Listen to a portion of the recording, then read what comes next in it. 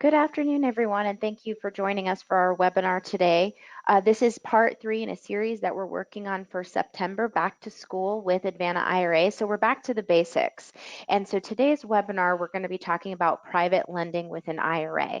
A couple of the things that we are going to cover is going to include benefits of private lending, how to be the bank, so to speak, with your IRA, and cases where a bank can even borrow in order to buy property. So we're going to talk about a lot of different things today. We do have the webinar muted just for the recording, but if you guys do have questions, go ahead and make sure to type them into the question box, and I will answer questions as I go. So we're going to start basically with just an introduction to the different types of accounts that can be self-directed and make these types of investments. We'll go into the types of accounts that can, the different types of assets we see, and then also we'll jump in from there on private lending. So my name is Larissa Greene. I've been with Advanta IRA for 8 years now. You can reach me with any questions, but again, I'll take questions during the webinar, but you can reach me with any questions afterwards at the number and email address there on the screen. So who are we? If you aren't familiar with Advanta prior to this webinar, basically what we do here is we handle qualified accounts, meaning any type of retirement account that is self-directed. So we don't make any investments at all. What we do instead is hold the account for IRS purposes and allow our clients to go out and find those investments. So we don't have anything to sell you. What we do instead is provide a service so that you can find the investments that you're most comfortable with using retirement funds. And of course, we'll talk about those benefits coming up. We have 2 offices, but we can work with anybody anywhere. So we can work nationwide and worldwide, and we can make investments worldwide as well. So as long as it's an investment allowed within an IRA account, we can help you with that. Our offices are in Largo, Florida, and we're also in Atlanta, Georgia. And so the 2 offices, we do hold live presentations as well as, that's where we handle our marketing and sales. And Largo is actually our corporate office where we handle all of the paperwork, we pay expenses, receive income, and do all of the reporting on behalf of our clients. And we've been in business for 15 years now, and we've always done the same thing. So we've always handled qualified funds. Something that we don't do is give any tax, legal, or investment advice. So we're not CPAs, some of us are attorneys, but we actually cannot provide those services for our clients. And so, you can ask any question that you want. If it's something that we can't answer, then we'll go ahead and refer you to some of the professionals that are helping our clients every day with those questions. When we start talking about the different types of accounts, the different investments, and go through case studies, I know a lot of times the information can be very overwhelming. So, with that, I always like to start with some key points, and just keep in mind that when you're looking at using a self-directed IRA, we want you to understand the basics, but anytime that you have questions, you're always welcome to reach out to us. But here are the 3 key points to this seminar. Any IRA or former employer plan qualifies for self-direction. So again, any IRA or former employer plan. And I like to mention that, really any IRA, because a lot of times people think that if they don't have a Roth IRA, that they wouldn't be able to self-direct it. But if the plan ends in IRA, you can certainly self-direct it. If it's a former employer plan, you'll be able to self-direct it. And then I know the next question is, well, what if you're currently employed, so you're still participating in that plan? And the answer is, it depends. So you would have to go to the plan administrator to find out if they would allow you to do what's called an in-service rollover and use some of those funds, if not all, to make investments outside of the market. You choose the borrower and collateral. So again, we don't sell you any investments at all. And so if you want to look at doing private lending for your retirement account, you're going to go out there and find the investment you want to make. So you're going to find the borrower. You're going to decide whether or not you're willing to use that collateral that the borrower is offering to you, and you're going to set all of the terms. And so that brings me to the next point. All the interests and profits are directly returned to the IRA. And so just keep these 3 points in mind as we go through the webinar today. So it's a lot of information, but this is the most important that you can walk away with today. I had a question pop up asking about the slides. I will provide the slides to anybody that is interested. Please do just send me an email and I will send them out. And again, my email address was at the beginning. It's also at the end, but it's lgreene, Greene, at advantaira.com, and I can get those slides over to you. I just want to do a quick reminder that we have events going on all the time. They're always no cost, no obligation. So if you guys are interested in learning more, if you want to see the other webinars and presentations that we did for Back to Basics, parts 1 and 2, they're going to be archived on our YouTube channel and on our on-demand page for the website. So you can check it out. Go to YouTube, search Advanta IRA. Part 1 and Part 2 are going to be up there.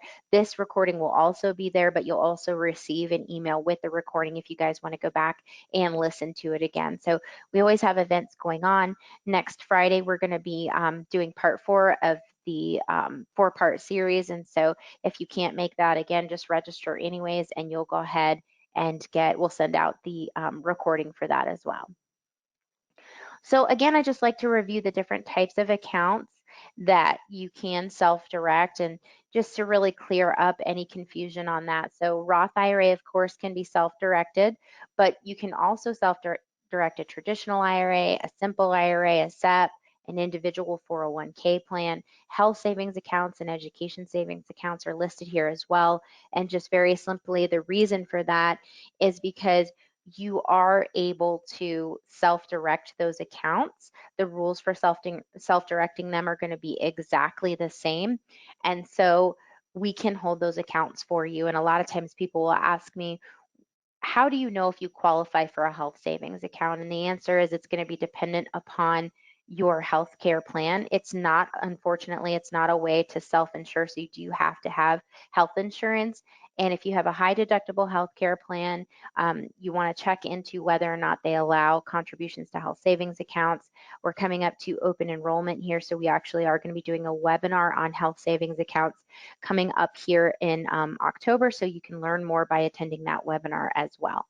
Education savings accounts are a great way to save for school. If you have some dependents that you want to help save, it's only $2,000 contribution limit each year, but you can self-direct those, and so you can really control the earnings to those types of accounts.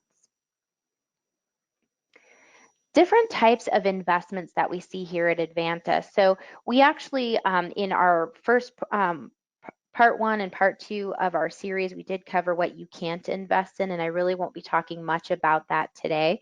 But the rules are, they're only limited by 2 types of investments, and then there's also people that you can't transact with, or they're considered disqualified persons. But the list is very short for both of those. There's only 2 investments you can't make: life insurance and collectibles, and essentially you're going to be limited from doing deals or transacting with family members.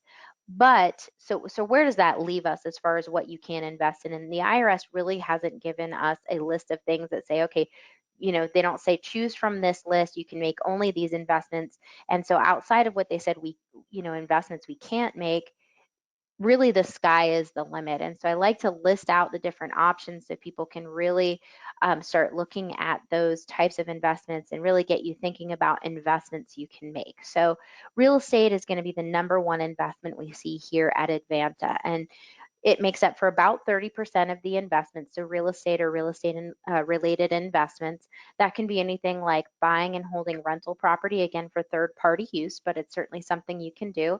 It can be short-term rentals like vacation rentals, or it can be long-term, 3-year leases, whatever it is that you're comfortable with. And when you make those types of investments, you're going to go out, find that piece of real estate. We help you get it titled in the name of the IRA, and from there you're going to direct us as to what sort of rent we're going to be receiving, whether it's weekly, monthly, yearly, however that works. And it can be residential real estate or commercial real estate, again, completely up to you. Notes and mortgages, and of course we're going to be talking about private lending, so I won't go into that here. It can be a single member LLC for checkbook control, and we do have clients who are interested in what I sort of consider ultimate control over your IRA, so having that single member The IRA is the single member, and then you as the manager can write checks for that. And so you can, do deals over a cup of coffee. You can pay any expenses, on the day that they occur and receive the income directly back to that LLC. Private placements and private stock, again, brokerage firms are usually unwilling to hold these types of investments because they're not traded on the market, and so that is something that we can help you with. That would be something like maybe a local bank or a restaurant, breweries. We have clients that have, public stock, and they retire from Publix, but they want to keep that stock, and so they roll it over to a self-directed IRA where we can help them with that. Foreign currency exchange is an investment we see a lot, and then of course futures trading. Other investments, that could be things like we've seen clients invest in movie projects and racehorses, cattle, alpaca. We've had clients invest in things like startups and local companies. So there's a lot of different things that you can invest in with a self-directed IRA. I had a question pop up here on education savings accounts, and they're asking about 529 plans. Unfortunately, 529 plans cannot be self-directed. They're actually investments made through the state, and so whatever options the state allows you to make through those 529 plans, that's what you're going to be limited to. The good news is you can have an education savings account as well as the 529 plan, and so if you want to self-direct some money for education, you can certainly do that. And again, the contribution limit annually for that is going to be $2,000. So we're going to talk about mortgages, notes, all different types of private lending, and things that we see pretty commonly here at Advanta are of course going to be mortgages. So a note secured by real estate, and so that can be a first position, second position, third position. It's again going to be up to the IRA account holder. And so when you're looking at making an investment, it's really all about what you're comfortable with, what your where your knowledge is. And so if you're not comfortable with a third mortgage or a second mortgage, then that's not an investment for you. But we definitely see people make those investments. It could be unsecured, so the IRS doesn't have any rule that says you have to have security behind an investment you're making. When we actually, here at Advanta, we see more unsecured notes than we do secured notes, and I know that always is very interesting to people. And I think maybe the reason behind that is that those people are lending money to businesses rather than to individuals. And of course, the greater the risk, the greater the reward. So they have higher interest rates attached to them. We see debenture notes, we see joint venturing. Joint venturing is something that we see very commonly. I actually have an example of that, so we'll talk about that coming up. So what is it, where are the benefits of private lending, and, what type of private lending do we see? Well, a lot of times what we're going to see, especially for something secured by real estate, is short-term private lending. So typically it's going to be somebody lending money. It is secured by real estate. It is typically a first mortgage, but it's going to be short-term, and I consider short-term anything less than a year. That is the normal investment we see. That's usually investors lending to other investors to rehab properties or to buy rentals. And then once they have that property secured, then they might refinance it at the end of 1 year to something more traditional. We do have clients, though, lending on 15 and 30-year terms. They can be balloons. Whatever the borrower and lender agree upon is really completely up to them. And so we just help them process those notes. It can be short term. I mean, literally as short term as just a couple of weeks. We see that for transactional funding, or when people are doing things like wholesaling out of, the IRA might lend for those wholesaling projects. We see, again, unsecured promissory notes. It could be equity participation. And then this one, secured notes by things other than real estate. So we've seen people lend money on farm equipment, automobiles, livestock even. So there's a lot of interesting investments going on at Advanta all the time. The great thing about lending from your IRA is that you actually get to be the bank. And so if you were going to go and borrow money from the bank, what terms are they willing to give you? So they say, you know what, based on your credit and your ability to pay the loan back. We're willing to lend you X amount of dollars at this rate for this amount of time. And so when you're the bank, through your IRA account, you get to make set all of those terms essentially. And so if you're only willing to lend at 10% and 2 points or 15% and 3 points, that's going to be up to you. And so you really get to make those determinations. And what that's going to do is you're going to know the rate at which your IRA is going to grow. And so if you find somebody that is going to be a good borrower, make those payments, have that note based on those terms, maybe long-term or short-term, then you're going to know, okay, I'm going to receive 10% on my investment because that's what we agreed to. So again, amount borrowed, interest rate, length of term, whether it's amortized or interest only, if there's prepayment penalties, if there's any equity participation, and when are payments and the final payment due? When is that going to be paid off? So we have clients that lend money and there's just one balloon payment. It might be a 1-year term and it gets paid off. There's no payments during that time and it gets paid off, plus that 10% or 15% interest. There might be monthly payments, which I know is more traditional, something we're more used to. Could be quarterly payments. And so the client will come to us and let us know this is what we're agreeing to, and we help them get it in the IRA account. There's a lot of benefits to private lending. A lot of times people who invest in real estate outside of their IRA decide, you know what, I don't want to invest directly into and hold real estate in my IRA. They say, I don't want to worry about tenants, toilets, and termites. I would rather make a loan out of my IRA and have it maybe a little more set it and forget it, especially if it's long term. So you get to act as the bank and determine the terms. You determine the rate at which your IRA will grow, and we talked about that. There's less liability than owning real estate directly in an IRA. And I think this is something that a lot of people have to really decide their comfort level. So if you're okay with making sure that maybe you use an entity to help solve the liability issue, you have liability insurance. There's a lot of things that you can do, but you do want to be aware, because if you think about it this way, if there was a slip and fall on your property, something that you owned personally, is that person likely to sue you as the property owner, as the bank, as the mortgage holder? And so the reality is that as the mortgage holder, you're going to be, less liable for anything that might happen at a property that the mortgage is secured by. It can be very low maintenance. Again, if you have a good borrower, they're going to make payments. Historically, they have made payments.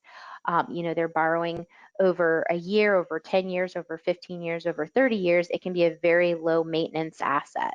And you can partner funds. So, if you have X amount of dollars in your IRA and you want to bring in other individuals or other IRA accounts so that you can lend a larger amount, you can certainly do that as well. And there's even an advanced strategy called wrap loans, which if you guys are interested, you can go to our YouTube channel and check out the webinar that I did with Dorsey Butterford Cooney about a year ago on that. But, that requires very low funds in the account and then essentially a really good return. But of course, again, it's an advanced strategy. And if you're interested in learning about that, I definitely recommend the webinar on our YouTube channel. So there's all different kinds of benefits to private lending out of an IRA. And so you guys can look at those different ideas and really kind of decide, okay, am I willing to lend in a first mortgage position or a second mortgage position? And I actually did a webinar with Michelle Garbus a couple of months ago on second position mortgages. She likes to buy second positions. She gets them at a discount, maybe at a bigger discount than she would have first. She buys non-performing notes. She gets them performing, and that makes her rate of return really high. I had a question pop up here. How are defaults handled? And that's a great question. So if there's a default and you have to foreclose, it's going to be up to you and what you agreed upon with the borrower. So if there's a deed in lieu of foreclosure, or if you have to foreclose, all of that stuff, all of those decisions are going to be made by you as the account holder. And so if you have, if there's a history of non-payment and you feel like you have to foreclose, then as the account holder, you're going to give Advanta that direction. You're going to hire those professionals to assist you with that. And those expenses are paid by the IRA. And then ultimately, just as you would expect, the IRA ends up holding that property, once the foreclosure happens. So that's a great question. So now I'm going to go into some case studies, and again, just to reiterate, the costs for the foreclosure or any sort of legal advice that you might need in the case of a foreclosure, all those expenses are going to be paid by the IRA. So now I'm going to go into our case studies here to really kind of show you guys how this process works, what it looks like to make those investments through an IRA account. And again, I'm going to go through some case studies for lending out of the IRA, and then I also do have an example of when an IRA is borrowing to acquire real estate, and some of the moving parts that you should be aware of if you decide that you would like to make an investment using a mortgage. So our first example here is going to be just very basic. A first mortgage, a client is rolling money over from an old 401k. He's going to find the investment, come up with the terms, find the the borrower, do his due diligence, and then come to us and let us know what the investment is, and we help him get it properly titled. So in this example, Paul has $120,000 in his 401k, and he's interested in lending money and determining the rate for his IRA. After research, he decides he's going to go with a self-directed IRA with a first mortgage. And so on the screen here, you can see the terms that Paul is willing to do in his IRA account. So 120,000, 8%. It's a 5-year balloon, monthly payment of $800, and he gets a first mortgage. And just a note here, guys, it's kind of like having a CD at a bank, but with a better rate and better collateral. I mean, that might be a matter of opinion, but having real estate as collateral in a first position is very good collateral for an IRA account. So how does this process work? Well, Paul is going to open and fund his IRA account. So he's going to complete his application packet for Advanta, and we're going to help him roll the funds over from the old employer plan to the IRA. There are no taxes or penalties paid for moving money like this because Paul is never going to touch the funds. So he's going to alert us that he's moving an old 401k. We're going to give him the information he needs to go to that 401k plan administrator and roll the funds over. They're going to issue some documents to the IRS. We're going to issue some documents to the IRS, but in the end, Paul is not going to pay any taxes or penalties. It's going to be a seamless move. He's going to find the investment and do his due diligence. So this is important. You guys want to keep in mind that Paul's not only going to look at the borrower, but he's also going to look at that collateral and make sure that, it is worth whatever the borrower is telling him it's worth, that it needs the work the borrower is saying that it needs if this is a rehab situation. And then from there, he'll come to Advanta and say, okay, I'm going to lend money. He is going to read and approve all of the documents. And from there, he's going to send everything over to Advanta, and that includes the note and mortgage. He's going to complete some forms for us that let us know who he's lending to, who the title agent or closing attorney is on the deal, the address of the property, the terms of the note. And once we have his approval on all of those forms, we're going to go ahead and be the bank on his behalf and wire out those funds to close on that property. Once the purchase is completed, he now holds that first mortgage on a property. After close, the borrower will send the monthly interest-only payment to Advanta. Now, this is important because a lot of times people say, well, what about, how do we know if the borrower is late on making payments? And remember, we're not a loan servicer, so you certainly can hire a company for loan servicing, but that's not our role. We're the record keeper for your IRA account. So what that means to you is that when we receive and deposit funds, you will be notified. You'll receive an email that lets you know. We received Paul's $800 payment to 123 Main Street. It was deposited today. But the next question from Paul might be, when did you receive it? And when we receive checks, they are deposited. But if we got our mail late, if it was a holiday weekend, if the office was closed for any reason, we may not know when that check was received. And so especially over something like 4th of July or Labor Day weekend when, you know, we receive rent checks and mortgage payments. We can't be sure when it came in. So if you're looking to find out the exact date, what you could do is either, again, have a loan servicer, or you can have that borrower send checks directly to you. So Paul might receive those checks to him. Very important, though, those checks are going to be made out to the IRA account. So it's going to say Advanta IRA for benefit of Paul's IRA. Once he receives those checks, he can forward them onto Advanta, and that way he can keep record of when those payments are received. And so that's going to be really important to Paul, because he doesn't want to take constructive receipt of any funds or any income for the investments in his IRA. They always must be deposited directly to the IRA account, but that doesn't mean that he can't receive the check and forward it on. So in this case, the borrower sends the monthly check directly to Advanta. We deposit those funds. Paul receives an email letting him know that we did so. He can also track that on our client portal and also look over, you know, a week statement, a month statement, and a year statement. When the borrower is ready to pay that off, he is going to request or he's going to let Paul know that he's ready to pay it off, and they discuss, you know, selling the property, where the funds should go once the sale is complete. And Paul is going to get his $120,000 back. Remember, this was an interest-only payment, and he had 3 years of interest going back to his IRA account, and he's not going to pay capital gains on that interest, because a self-directed IRA is not subject to capital gains, just like any other IRA account. So regardless of whether you're invested in a first mortgage or you own rental property or you're doing a rehab, an IRA does not pay capital gains, and so that's very important. Once the money is received back to the IRA, Paul is then ready to make a new investment. So there's no requirement on how long the money must sit with Advanta, and the IRS has no requirement in that case either.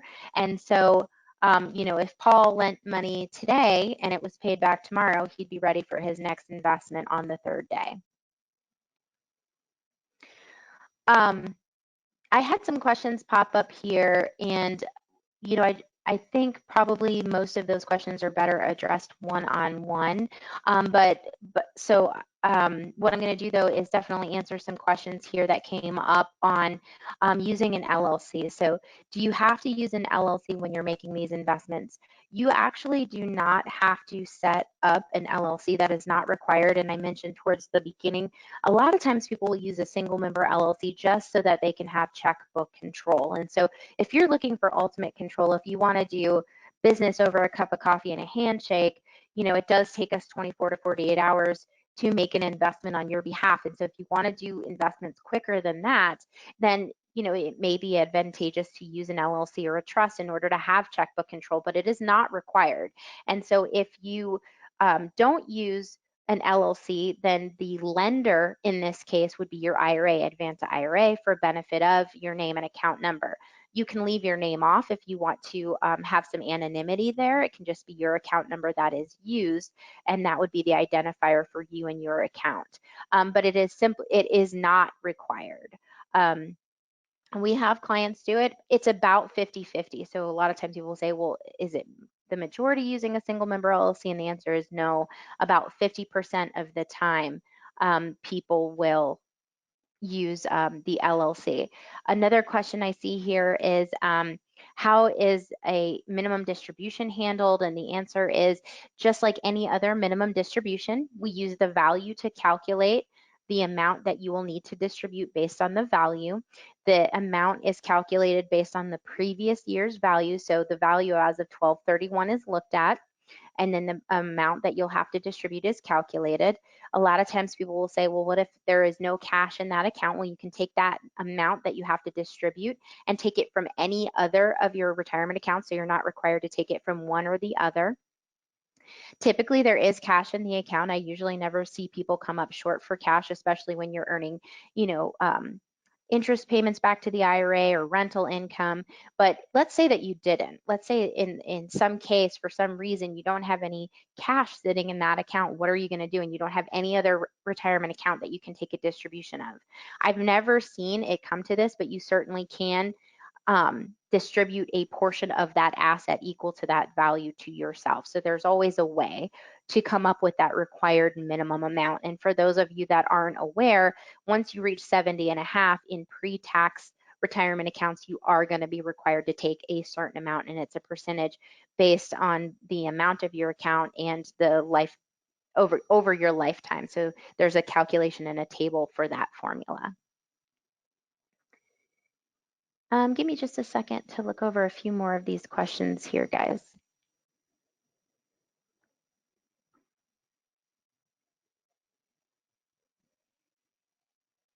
What is the process to roll over from another company? It depends on whether or not it's a rollover in the true sense, meaning coming from an old employer plan or an IRA. And so those the process is going to be a little bit different. If you're moving from an employer plan, you actually do have to initiate that. We can't do it for you, but we provide you with the information that you will need in order to do that process. And that's usually how they should make the check payable, where they should mail the check, and your account number with our institution. So those are a couple of things that they'll need in order to do a rollover. If you're moving from an IRA, so IRA to IRA is considered a trustee to trustee transfer. That's very simply done by completing our paperwork.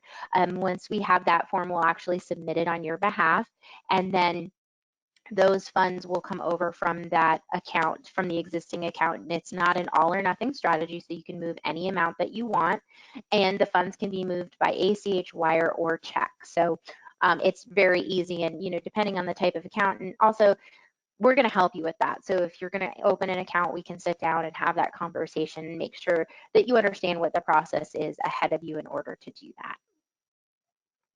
So the next case study here that I want to go over is equity participation, and this is something that we see. We see equity participation in IRAs a lot. I think a lot of times people are meeting rehabbers out there, people who want to fix and flip properties, and so they want not only to lend money, and it might be, again, something short term, less than a year or up to 3 years sometimes. They want to lend money, but they also want a portion of the upside. So especially if they're lending on the repairs and on the purchase, we'll see people do something called equity participation or joint venturing. And so that means that they're going to lend the money and get some interest rate back possibly, but then when the property sells, they want to share in the profit. So Andrea, in this case, Andrea belongs to a local real estate club, and she wants to lend out money. She has $100,000 in her IRA, and she wants to roll it over and self-direct it. She meets Steve, who wants to borrow money for rehab.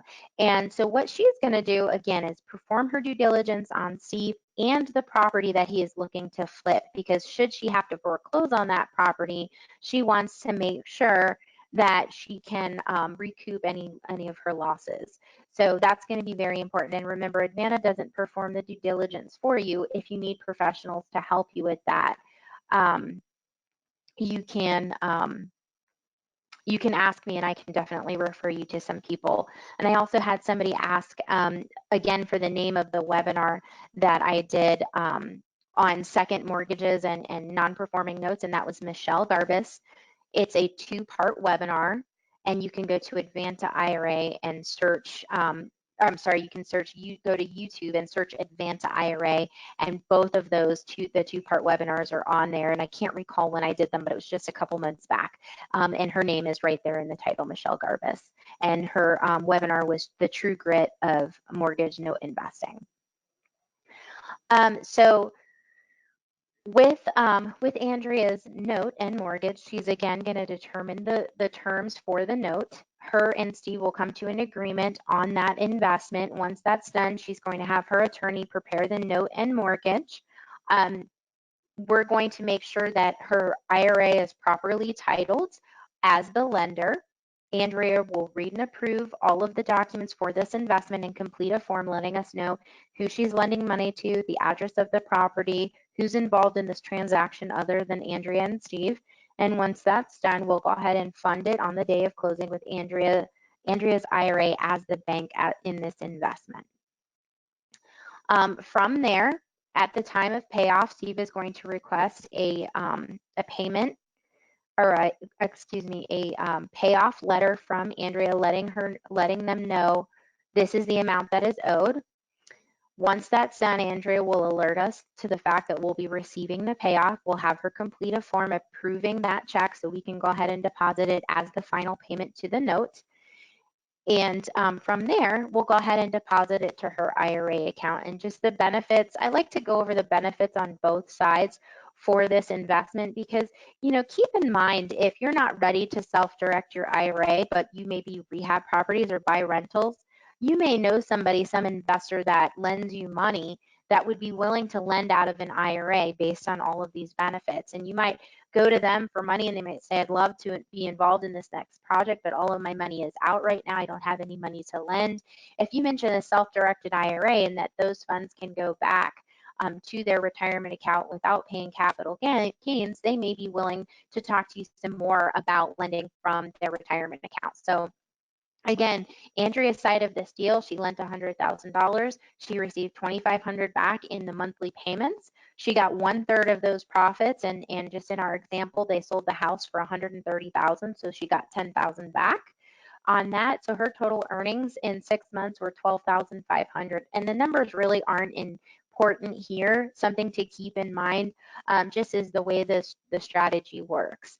And then on Steve's end, remember, he was the borrower, so he got the $100,000 to buy the property and do the rehab.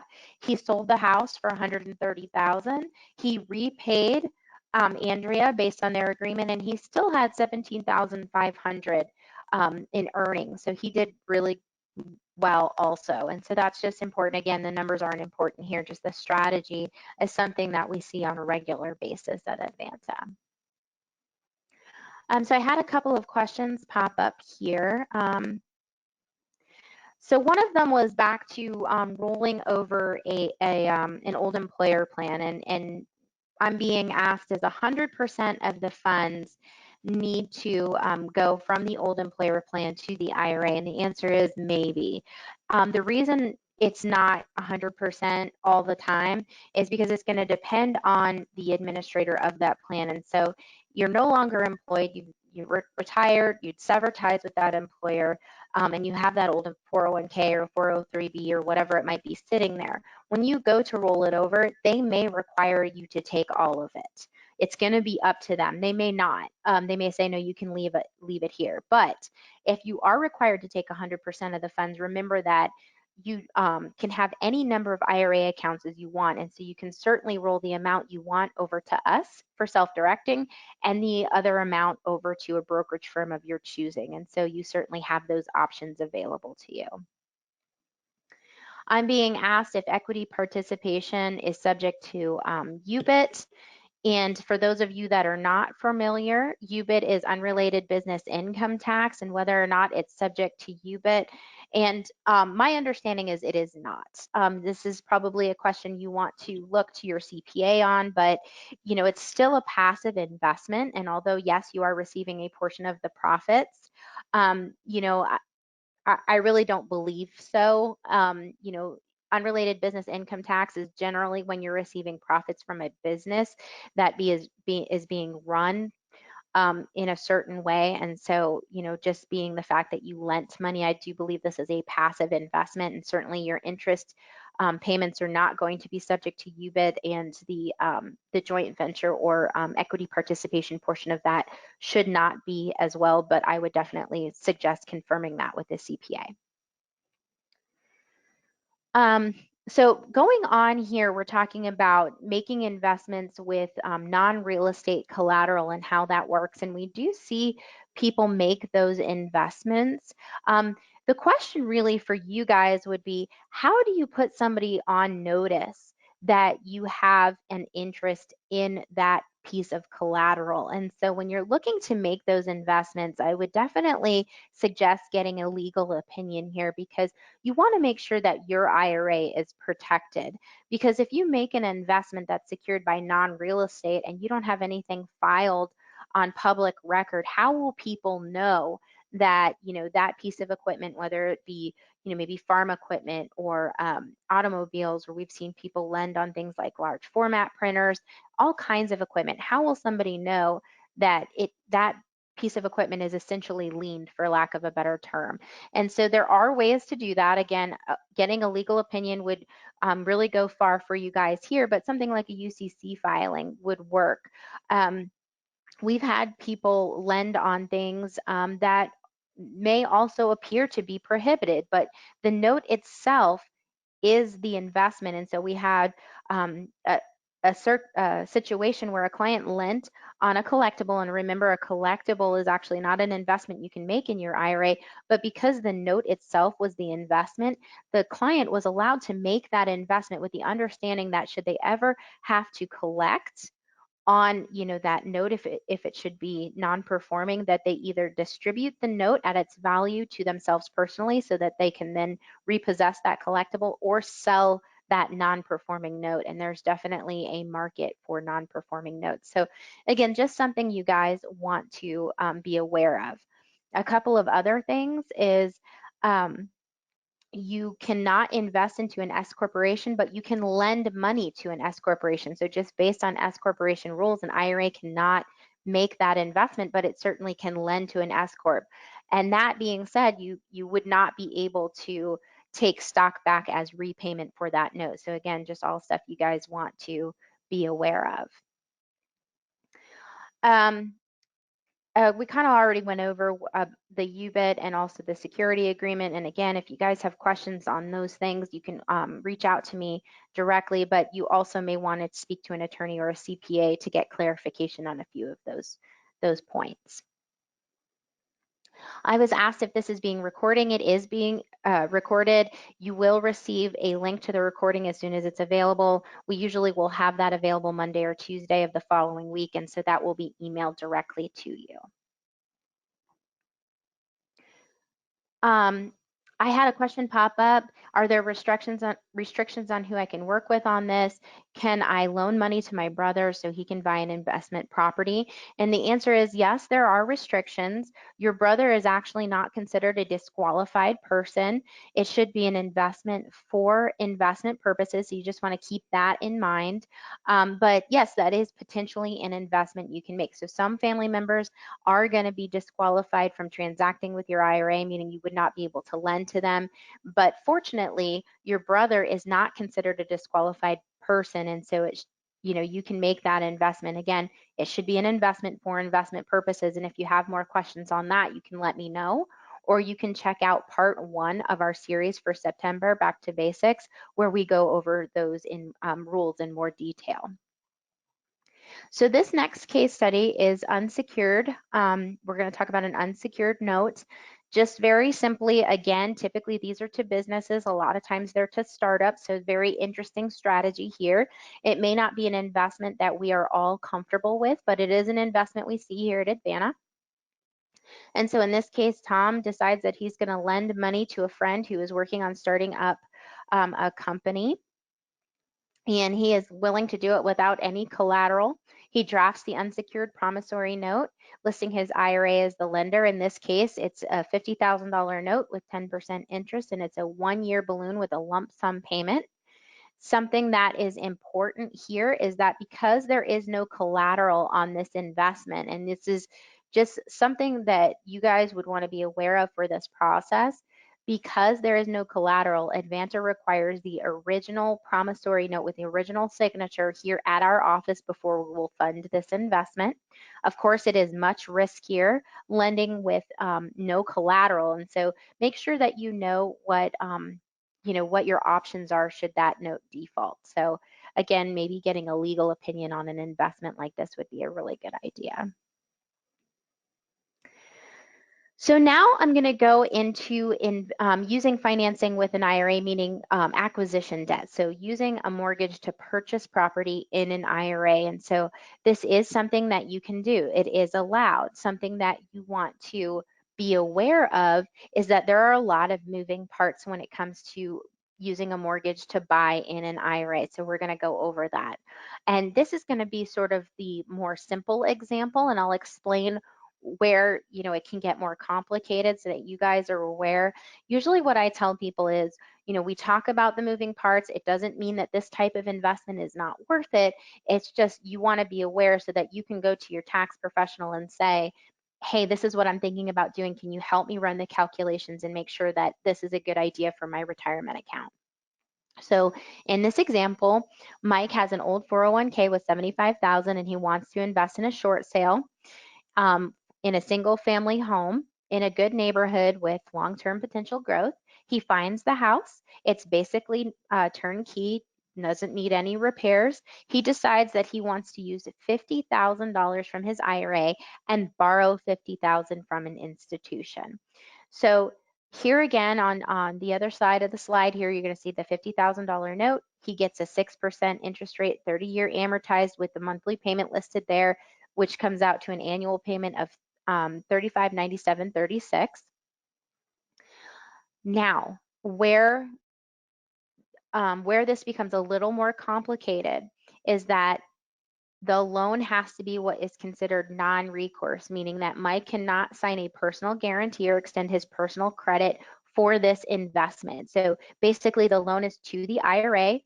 The bank may ask for some information on Mike, but essentially their only recourse is to take the property back. So they can't go after Mike directly, and that's an IRS requirement. So the IRS rule says that you have to borrow by a non-recourse loan.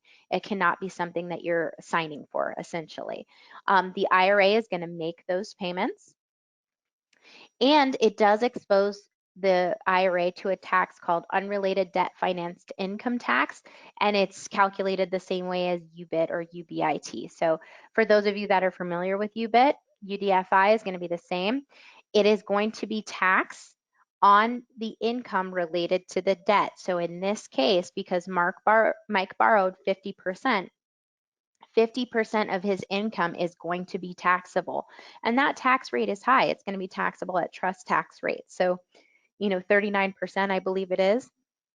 That being said, this will be the only time where the IRA gets deduction and depreciation. And so there is a way to offset some of that expense. The IRA does need to file an additional form called a 990T to show the tax owed and pay that tax. So just again, some moving parts. And I know sometimes when we say tax, when it comes to your IRA, it gets a little hairy, but it's nothing to really be afraid of. It's just something to be aware of and make sure that you're dotting your I's and crossing your T's, and you're really doing your homework on this before you get involved. So here's the calculation done very simply. I did not show deduction and depreciation here. So again, at the end of this calculation, you'll see what the tax liability was, and it would have potentially been less because of deductions and depreciation. So total monthly rent in this case at $1,000 a month comes to $12,000 a year. Remember, Mike borrowed 50%, so 50% of that income, or $6,000, is going to be subject to the tax at 39%. So based on that, the total taxes paid would be $2,340. Net income after the tax is listed there. Remember, we're going to take out the monthly payment to show the growth, and there you have $5,100 roughly earned for this year that Mike paid the UDFI. Something to note is that as you pay down the mortgage, you're going to owe less and less, of course, in that tax. And then after you have cleared the loan for 12 months, you no longer owe the tax. And so, there are some benefits to this type of investing where maybe you have more buying power. Maybe you couldn't buy an investment property prior to that, and now you can, because you can use leveraging. It can be seller financing. So if you go and you find a rental property that you're buying directly from the owner who is willing to give you a mortgage to buy that property, it just has to be non-recourse. I know a lot of times people will ask me, if that's even a thing, are there institutions out there that will allow non-recourse financing to an IRA? And the answer is yes. There are some national lenders that will do it. You can just search in Google loans to IRAs or non-recourse loans, and they will pop up. You can always check your local bank. A lot of times we see clients get that sort of type of loan from their bank because they have a relationship with them. And so it's always something to check. And again, it can be private money. It just has to be non-recourse. So really here are the steps to get started: opening an account, funding it, and start your investing. A lot of times people will do it backwards. They'll find the investment and give us a call, and we can work within that. But what you should be aware of every administrator that you're moving an IRA account over from has their own rules for transfer. So when we go to request the money, they're going to have their own rules and their own process for doing so. So we're going to be limited to how quickly we can move based on where your money is currently. So for example, some brokerage firms will move money in just a few days.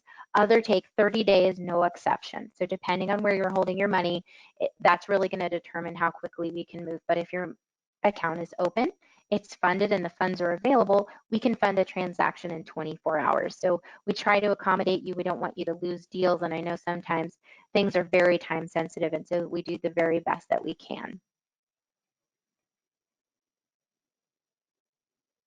So again, if you guys have questions for me, please feel free to reach out to me. My number was on the first slide, but you can reach me at 727-754-9963, or you can email me at lgreene, L-G-R-E-E-N-E, at advantaira.com. Again, that's 727-754-9963, or you can email me, lgreene, L-G-R-E-E-N-E, at advantaira.com. And I had a few more questions pop up as I'm going through these, guys. Just a reminder, go ahead and get your questions typed into the question box, and we'll get them answered for you. Let's see here. What if I want to move money back to a traditional IRA? Is that possible? Yes, of course. You can always move between retirement accounts as often and whenever you like. And so just because you decide that you're going to move money over to make an investment through Advanta today, if it pays off in a year or 2 years or 5 years and you're ready to go back to a traditional brokerage, you can certainly do that. You simply move the money back. And moving money between IRAs or retirement accounts, there's no taxes paid and there's no penalties for doing so. So that's very important. And so, you know, a lot of times our clients will buy a rental property, for example, and because their money is just sitting in cash with us, we're not making investments on your behalf. Once they have, you know, 6 months worth of rental income, they might move that money back to their brokerage account, which is certainly fine, and they can do that as often and whenever they like. The reverse of that, you know, sometimes clients move over just enough money to make a single investment, and it goes really well, and they want to move more money over to make another investment, and you can do that as well. So let me see here. Okay, with that, I'm going to go ahead and conclude the webinar. If you had any questions up there that I didn't answer, I will actually make a point to reach out to you after the webinar. I think some of those questions were better answered one-on-one. Again, just a reminder, we have another great webinar coming up next Friday. Self-Direction 101, Back to the Basics. Back to Basics Part 4. I believe we're going to be talking about using LLCs and trusts for checkbook control, so please make sure you sign up for that one. Invites will be going out at the beginning of the week, or you can go to advantaira.com/events and check out our calendar. Thank you so much, guys. I want to thank you all for joining us today. And with that, we're going to end the webinar.